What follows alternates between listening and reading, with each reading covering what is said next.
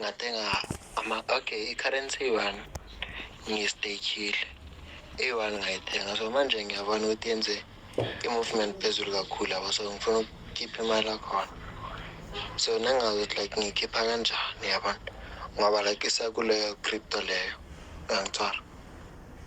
Okay mfethu, hayi ngiyakuthola bafo. So manje ke mfethu kanje na okay, njengamanje ake ngiyenze example nami ngiyangafuna ukukhipha asiye kwize siye kwi-XRP. So njengamanje ngifuna ukuyithrowa la kwi-XRP. So into yokuqala kumele ngiyenze ngizongena la ku-wallet bese ngithi mina sell. Yabo lapha phezulu ngifuna ukudayisana which coin I want to sell. Ngifuna ukusela i-XRP. Okay, ngifuna ukuyidayisa ize la kuza wallet. Yebo. So wena lana kuzobhala ukuthi ufuna ukudayisa ufuna malini kule app yakho. So ubudla sempa ngifuna u300 rand. Okay, 300 rand yiwo lo. Babhala kanjena manje. Sembuke next. Okay, yeah.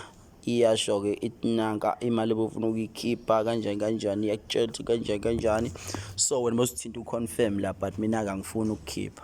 I-message ileke izoza la kuza. Message isuka la kuza. Bye. Bese isuka la kuza uzothi kuza mase uthi wena ufuna ukuyiphi ungena la uthi withdraw if uyifake ebank lakho ubhala ukuthi imali ofuna ukuyifaka.